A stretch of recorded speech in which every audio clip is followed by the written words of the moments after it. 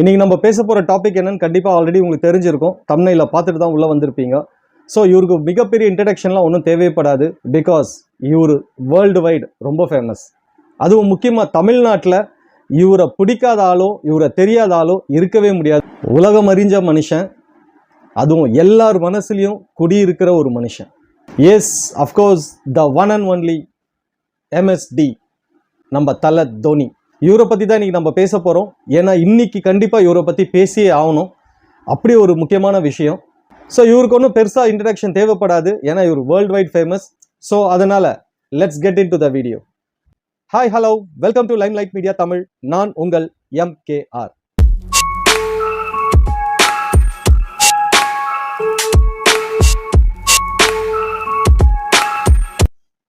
Okay, தல தோனி. இது பல பேருக்கு ஒரு மந்திர சொல். நான் நிறைய வீடியோஸ் போட்டிருக்கேன். இது எனக்கு ரொம்ப க்ளோஸ் டு ஹார்ட்னா 2 வீடியோ. It's very very close to my heart. Yes, of course December 12th அன்னைக்கு நான் போட்ட ஒரு வீடியோ. அது நம்ம தலைவரை பற்றி, தலைவர் சூப்பர் ஸ்டாரை பற்றி. ஏன்னா அவரோட ஹியூஜ் ஃபேன் நான். அதுக்காக விஜய் பிடிக்காது, அஜித் பிடிக்காதெல்லாம் இல்லை. அந்த பஞ்சாயத்து வேற, அது விட்டுருங்க. இப்போ நம்ம பேச வேணாம். அதை பற்றி நம்ம பேச வந்த டாப்பிக்கை பேசுவோம். எனக்கு எல்லாருமே பிடிக்கும். பட் எல்லாருமே பிடிச்சாலும் ஸ்பெஷல்னு ஒருத்தர் இருப்பாங்க இல்லையா, அது தலைவர். அந்த மாதிரி கிரிக்கெட்லேயும் எனக்கு த ஹியூஜ் ஃபேன் அப்படின்னா, வெரி பிக் ஃபேன் அப்படின்னா அது தல தோனி. எனக்கு அவரை பார்க்கும்போது என்னோட லைஃப்ல ஒரு மிகப்பெரிய இன்ஸ்பிரேஷன். சில பேர் நினைக்கலாம், என்னடா ரொம்ப ஓவரா போயிட்டு இருக்கு தலையை பத்தி. சில பேர் நினைக்கலாம், என்னடா ரொம்ப எக்ஸாசஸ் பண்ணி சொல்லிட்டு இருக்கேன்னு. யார் என்ன நினைச்சாலும் அதை பத்தி எனக்கு கவலை இல்லை. நான் தல ஃபேன் அப்படின்னு சொல்லிக்கிறதுல ரொம்ப பெருமைப்படுறேன். ஏன்னா அவர் அவ்வளோ விஷயங்களை சாதிச்சு காமிச்சிருக்காரு. ஒரு சாதாரண ஃபேமிலியில பிறந்து, ஒரு மிடில் கிளாஸ் ஃபேமிலியில இருந்து, கஷ்டப்பட்டு ஒரு டிடிஆரா வேலைக்கு சேர்ந்து, அந்த கவர்மெண்ட் ஜாபையும் விட்டுட்டு, அதுக்கப்புறமா இந்தியன் டீமுக்கு சேர்ந்து, அந்த இந்தியன் டீம்ல சாதிச்சு ஒரு இந்தியன் டீம் கேப்டனா மாறுதுன்றது சாதாரண விஷயமே கிடையாது. அதுக்கு அவர் பண்ண சாக்ரிஃபைஸ், அதுக்கு அவர் பண்ண கஷ்டங்கள்லாம் மிக பெருசு. அதெல்லாம் நம்ம ஆல்ரெடி தோனி என்ற படத்துல பார்த்துருப்போம். அதுவே ரொம்ப கம்மி தான். அதை விடலாம் நிறைய அனுபவிச்சிருப்பார் அவரு. பட் ஸோ இவர் இன்னைக்கு தமிழ்நாட்டில் மட்டும் இல்லை, இந்தியா லெவல்ல, வேர்ல்டு வைட்ல இன்னைக்கு அவரை பிடிக்காத மனுஷனே கிடையாது, பிடிக்காதவங்களே கிடையாது. அவ்வளோ பேருக்கு, நிறைய பேருக்கு அவர் ஒரு பெரிய இன்ஸ்பிரேஷனாக இருக்கிறார். பட் அப்பேற்பட்ட ஒரு மிகப்பெரிய கேப்டனை, ஒரு நல்ல தலைவரை நம்ம எல்லாருமே ஆல்ரெடி 2015ல் மிஸ் பண்ணோம். ஸ்ட்ரைட்டாக அனௌன்ஸ்மெண்ட் கொடுத்தாரு, நான் இந்தியன் கிரிக்கெட் டீம்லேருந்து ரிட்டையர்ட் ஆக போகிறேன்னு சொல்லிட்டு. அதே மாதிரி இப்போ IPL இருந்தோம். மேபி இதுதான் லாஸ்ட் இயராக இருக்கலாம். அஃப்கோர்ஸ் அவருக்கும் 42, இந்த IPL முடியறதுக்குள்ள ஒரு 43 ரீச் பண்ணிடுவார். ஸோ வயசாகிட்டு இருக்கு. அதனால நம்மள எல்லாரையும் விட்டு அவர் கிரிக்கெட்லேருந்து பெரியறதுக்கான டைம் வந்துடுச்சு. கண்டிப்பாக இது ரொம்ப பெயின்ஃபுல்லான விஷயம்தான். ஏற்றுக்கவே முடியல, நினச்சி பார்க்கவே முடியல. தோனி இல்லாத ஒரு டீமை, IPL டீமை நினச்சே பார்க்க முடியல. தோனி இல்லாத ஒரு CSKவான்னு நினைக்கிற அளவுக்கு அவர் அவ்வளோ தமிழ் மக்கள் மனசில் இடம் பிடிச்சிருக்கிறாரு. பட் உண்மையை ஏற்றுக்கிட்டு தான் ஆகணும். மனசு ஒத்துக்க மறுத்தாலும் உண்மையை ஏற்றுக்கிட்டு தான் ஆகணும். அவர் பண்ண சாதனைகள்லாம் ரொம்ப பெருசுங்க. அவரை பற்றி பேசணும்னா ஒரு வீடியோ பத்தாது. ஏன்னா அவ்வளோ விஷயங்கள் இருக்குது. ஜஸ்ட் யோசிச்சு பாருங்க. கிட்டத்தட்ட 3 கேட்டகரியிலையும் கப் அடிச்சிருக்கிறாரு. T20ல கப் அடிச்சு கொடுத்துருக்கிறாரு. ஈவன் 50 ஓவர்ஸ் மேட்ச்ல கப் அடிச்சு கொடுத்துருக்கிறாரு. ஈவன் டெஸ்ட் மேட்ச்ல கப் அடிச்சு கொடுத்துருக்கிறாரு. ஆஸ்திரேலியாவை ஜெயிக்கவே முடியாதுன்னு சொல்லிட்டு இருந்தவங்களுக்கு நடுவில் ஆஸ்திரேலியாவை வாஷ் அவுட் பண்ணி இந்தியன் கிரிக்கெட் டீம் டெஸ்ட்ல நம்பர் 1st பிளேஸ் கொண்டு கொடுத்த ஒரே கேப்டன் தல தோனி.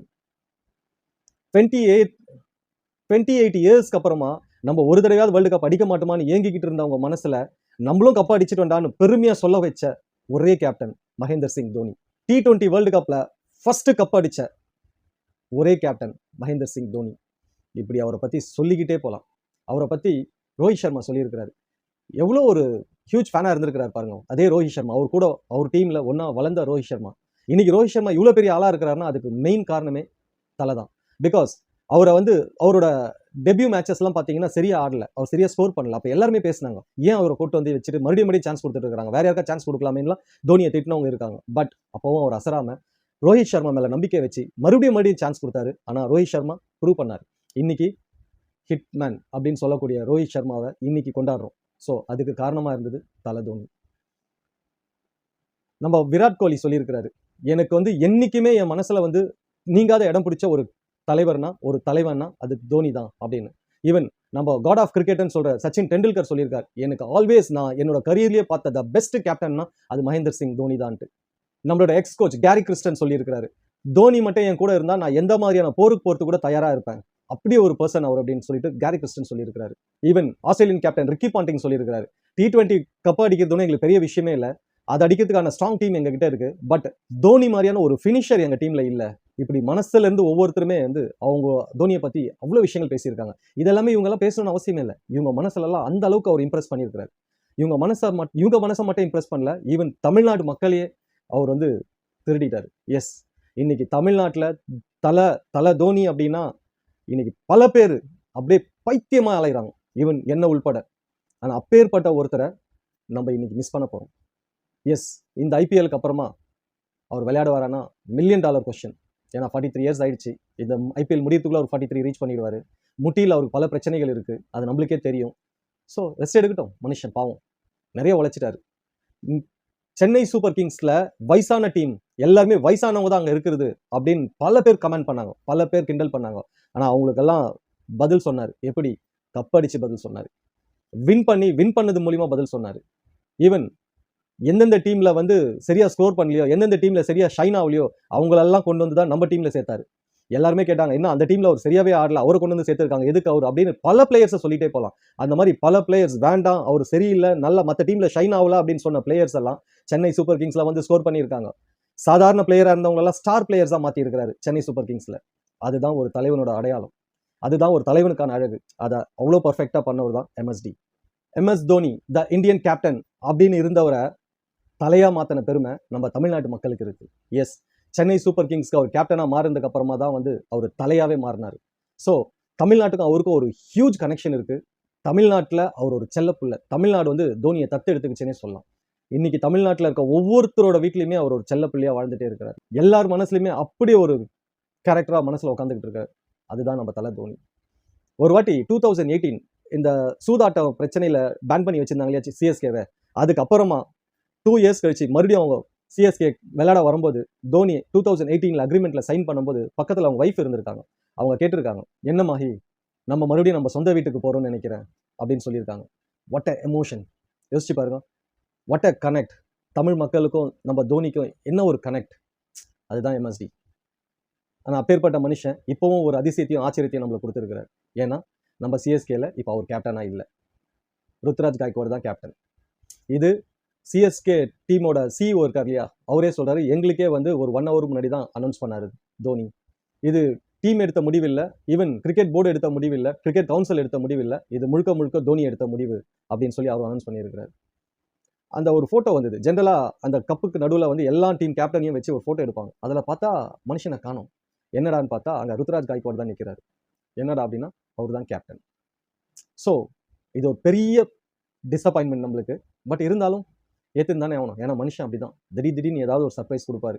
பட் அவரோட நோக்கம் என்னன்னா, நான் நம்புறது என்னன்னா, நம்ம இருக்கும்போதே ஒரு நல்ல கேப்டன் உருவாக்கணும் அப்படின்ற ஒரு நோக்கத்தில் தான் அவர் இதை ட்ரை பண்ணியிருக்காரு. ஆல்ரெடி லாஸ்ட் இயரே ட்ரை பண்ணாரு. ஆனால் லாஸ்ட் இயர் வந்து சரியா ஒர்க் அவுட் ஆகல, பல பிரச்சனைகள் பல இஷ்யூஸ் போனதால மறுபடியும் செகண்ட் ஹாஃப்ல வந்து அவரே கேப்டனா வந்தாரு, வந்து கப்பும் அடிச்சு கொடுத்தாரு.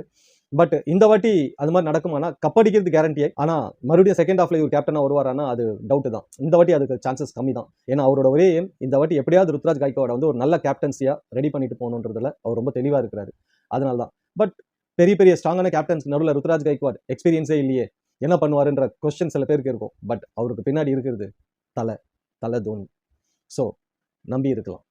ஒரு டைம்லலாம் சச்சின் டெண்டுல்கர் அவுட் ஆயிட்டாரு அப்படின்னா எல்லார் வீட்லையும் டிவி ஆஃப் பண்ணிடுவாங்க. அவ்வளோதான், மேட்ச் முடிஞ்சிடுச்சு, இதுக்கு மேலே இந்தியா ஜெயிக்காது அப்படின்னு சொல்லிட்டு. ஆனால் அந்த ஆஃப் ஆன டிவி எல்லாம் மறுபடியும் ஆன் பண்ண வச்ச ஒரே தலைவன் தோனி. மறுபடியும் டெண்டுல்கர் அவுட் ஆனாலும் தோனின்னு ஒருத்தர் இருக்கிறான், அவன் வருவான், அவன் ஜெயிச்சு கொடுப்பான்ற நம்பிக்கையை எல்லார் மனசுலையும் விதைச்ச ஒரே ஆள் நம்ம தலை தோனி. டெண்டுல்கர், ஷேவாக், சௌரவ் கங்குலி, டிராவிட், இவங்க 4 பேர் போயிட்டாங்கன்னா அதோட மேட்சே முடிஞ்சிருச்சு அப்படின்னு கன்ஃபார்ம் பண்ணிடலாம். அந்த மாதிரி சுச்சுவேஷன்ல தோனின்ற ஒருத்தர் 7வது டவுனா இறங்கி இந்தியாக்காக ஆடி ஜெயிச்சு கொடுத்த பல மேட்சஸ் இருக்கு. ஸோ கடைசி பால் வரைக்கும் நம்ம நின்னா ஜெயிக்க முடியும்ன்ற நம்பிக்கை ஏற்படுத்தின ஒரே கேப்டன் தோனி. இன்னைக்கு சிஎஸ்கே டீம்ல இருக்கிற பல பேருக்கு ஒரு பெரிய நம்பிக்கையாகவும் பெரிய ஒரு இன்ஸ்பிரேஷனாகவும் இருக்கிற ஒரே தலை தோனி. ஸோ இப்பேற்பட்ட ஒரு தலைவனை நம்ம எல்லாருமே மிஸ் பண்ண போறோம்னு நினைக்கும் போது ரொம்ப ரொம்ப பெயின்ஃபுல்லா இருக்கு. பட் வேற வழியே இல்லை. ஸோ நீங்க சொல்லுங்க, நம்ம தோனியை மிஸ் பண்ண போகிறது உங்களுக்குலாம் எவ்வளோ பெயின்ஃபுல்லாக இருக்குது, இதனால நம்ம சென்னை சூப்பர் கிங்ஸ்க்கு எவ்வளோ பெரிய லாஸாக இருக்கும் அப்படின்றது நீங்கள் சொல்லுங்கள். அதே மாதிரி நம்ம சிஎஸ்கே கப் அடிக்குமா அடிக்காதா, நிச்சயமா அடிக்கும்ன்ற நம்பிக்கை என்னது, எல்லாருமே அப்படியே நம்புவோமே. ஸோ உங்களோட ஒப்பீனியன்ஸை கீழே கமெண்ட்ல சொல்லுங்க. இது நம்ம தலை தோனிக்காக எடுக்கப்பட்ட வீடியோ. இது தோனி ஸ்பெஷல். தோனி ஸ்பெஷலாகவே என்றைக்குமே இருக்கட்டும். Dhoni is always special. Well, signing out from you. நான் உங்கள் MKR. நல்லதை யோசிப்போம், நல்லதை பேசுவோம், நல்லதை செய்வோம், நல்லதே நடக்கும். Bye guys. இந்த வீடியோ உங்களுக்கு பிடிச்சிருந்ததுன்னா லைக் பண்ணுங்க, ஷேர் பண்ணுங்க, கமெண்ட் பண்ணுங்க, முக்கியமா சப்ஸ்கிரைப் பண்ணுங்க. ஏன்னா நான் ஆல்ரெடி நிறைய வீடியோவில் சொல்லிட்டே இருக்கேன், நம்ம லைம்லைட் மீடியா சேனல் வந்து ஒரு இனிஷியேட்டிவ் எடுத்திருக்கு. அந்த இனிஷியேட்டிவ் கண்டிப்பாக சக்ஸஸ்ஃபுல்லாக நடக்கணும்னா அதுக்கு உங்களோட சப்போர்ட் தேவை. ஸோ கண்டிப்பாக சேனலை சப்ஸ்கிரைப் பண்ணி உங்கள் சப்போர்ட்டை இந்த சேனலுக்கு கொடுங்க.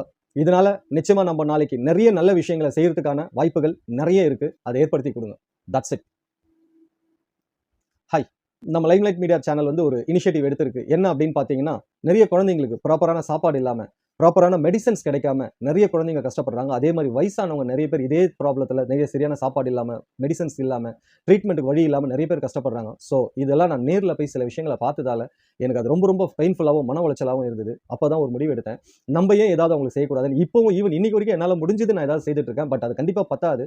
ஏன்னா நான் ஒருத்தன் செய்யறதால அவ்வளோ பேர் இருக்காங்க. அவ்வளோ பேருக்கும் நம்ம ஒருத்தனால செய்ய முடியுமா? நான் நிச்சயமா இல்லை. ஸோ ஒருத்தரால் பண்ண முடியும், ஒருத்தருக்கு பண்ண முடியும், 2 பேருக்கு பண்ண முடியும், அவ்வளோதான். ஆனால் அங்கே நிறைய பேருக்கு பல தேவைகள் இருக்கு. ஸோ இதெல்லாம் நம்ம ஃபுல்ஃபில் பண்ணணும்னா நிச்சயமா நம்ம எல்லாரும் ஒன்று சேர்ந்தாதான் முடியும். ஸோ நம்ம சேனல் ஒரு இனிஷியேட்டிவ் எடுத்திருக்கு. என்ன அப்படின்னா, நம்ம சேனல் 1 மில்லியன் சப்ஸ்கிரைபர்ஸ் ரீச் ஆகும்போது நிச்சயமா அந்த டேல இருந்து ஒவ்வொரு நாளும் நம்மளால என்னென்னலாம் செய்ய முடியுமோ அதெல்லாம் அவங்களுக்குலாம் செய்யணும். இந்த மாதிரி கஷ்டப்படுறவங்களுக்கு முடிஞ்ச வரைக்கும் எவ்வளோ பெரிய சப்போர்ட் பண்ண முடியுமோ பண்ணணும். மெடிக்கலுக்காக, படிப்புக்காக, சாப்பாட்டுக்காகன்னு பல விதத்துலையும் நம்ம சப்போர்ட் பண்ணணும்னு நான் ஆசைப்படுறேன். அதுக்காக தான் இனிஷியேட்டிவ் எடுத்திருக்கிறோம். இது என்னால் மட்டும் முடியுமானா நிச்சயமா இல்லை. நம்ம எல்லாரும் சேர்ந்தா தான் முடியும். ஸோ அதுக்கு நீங்கள் பண்ண வேண்டியதான் வேற ஒன்றுமே கிடையாது. காசோ பணமோ எல்லாம் நான் உங்ககிட்ட கேட்கல. நீங்கள் சப்ஸ்கிரைப் பண்ணி நம்ம சேனலை 1 மில்லியனுக்கு கொண்டு வந்துட்டீங்கன்னா டெஃபினட்டாக இத்தனை பேருக்கு நம்மளால உதவ முடியும். ஸோ இது ஒரு ஆள் நினைச்சா முடியாது, நம்ம ஒவ்வொருத்தரும் நினைச்சா இட்ஸ் கண்டிப்பாக பாசிபிள். ஸோ நம்ம சேனலை சப்ஸ்கிரைப் பண்ணுங்க. சீக்கிரம் நம்ம 1 மில்லியன் ரீச் ஆனோம்னா இந்த மாதிரி பல பேருக்கு பல நல்ல விஷயங்கள் காத்து இருக்கு. மறந்துடாதீங்க, நீங்க சப்ஸ்கிரைப் பண்ற ஒவ்வொரு சப்ஸ்கிரைபும் ஏதோ ஒரு குழந்தையோட படிப்புக்கோ, எத்தனையோ வயசானவங்களோட மருந்து செலவுக்கோ, பல பேரோட சாப்பாட்டுக்கோ உதவ போகுதுன்றதை மறந்துடாதீங்க. எத்தனை நல்ல உள்ளங்கள் இருக்கீங்க, எத்தனை பேர் இதை சப்ஸ்கிரைப் பண்றீங்கன்றது கண்டிப்பா பார்க்கலாம். நீங்க எங்கேயோ இருந்துட்டு இத்தனை பேருக்கு நீங்க உதவி பண்ண முடியும். ஸோ அதுக்கு நீங்க பண்ண வேண்டியதெல்லாம் subscribe. Please subscribe the channel. Bye.